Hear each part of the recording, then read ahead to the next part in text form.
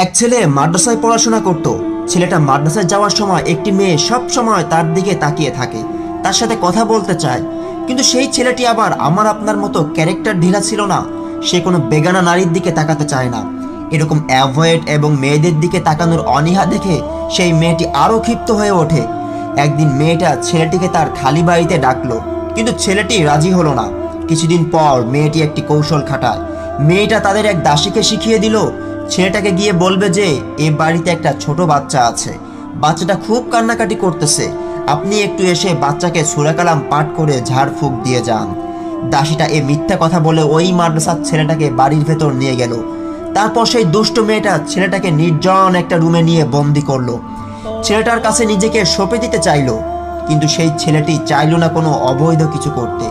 ছেলেটি পড়ে গেল মহা বিপদে। বুদ্ধি করে বলল, আমার একটু টয়লেটে যেতে হবে।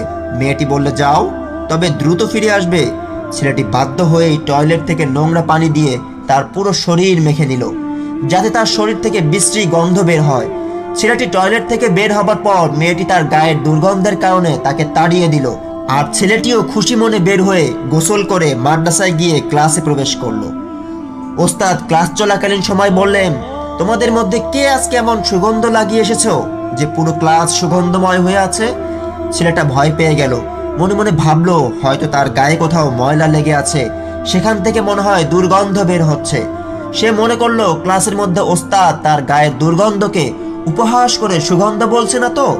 ছেলেটা লজ্জায় মাথা নিচু করে বেঞ্চে বসে রইল। এদিকে কোনো ছাত্র জবাব না দেওয়ার কারণে ওস্তাদ অবাক হলেন এবং পরীক্ষা করার জন্য একজন একজন করে উঠে আসতে বললেন। আশ্চর্যের বিষয়, কারো কাছেই এ সুগন্ধ পাওয়া গেল না।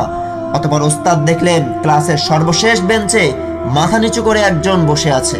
ওস্তাদ ছেলেটাকে কাছে ডাকলেন। ছেলেটা কাছে আসলো। ওস্তাদ খেয়াল করলো এই ছেলেটার কাছেই এত সুগন্ধ বের হচ্ছে। ওস্তাদ ছেলেটাকে প্রশ্ন করলেন, তুমিই এ সুগন্ধ লাগিয়ে এসেছো, কিন্তু আমাদেরকে বলছো না কেন? ছেলেটা তখন ভয়ে কাঁদতে আরম্ভ করলো। ওস্তাদ আরো বেশি অবাক হলেন এবং ছেলেটাকে বললেন, তুমি কাঁদছো কেন? তখন ছেলেটা সম্পূর্ণ ঘটনা ওস্তাদকে বলে দিল। সবকিছু শুনে ওস্তাদও কেঁদে ফেললেন এবং ছেলেটাকে বুকের সাথে জড়িয়ে ধরে সকল ছাত্রদেরকে বললেন, তোমরা যদি কেউ একজন জান্নাতি মানুষ দেখতে চাও তাহলে আমার এই ছাত্রটিকে দেখো। সুবহানাল্লাহ। ছেলেটি আর কেউ না, তিনি হলেন ইমাম গাজ্জালি রহমতুল্লাহ আলাইহি, যিনি ছিলেন জ্ঞানের সমুদ্র। আল্লাহ আমাদের ঘরে ঘরে এমন ছেলে দান করুন, আমিন।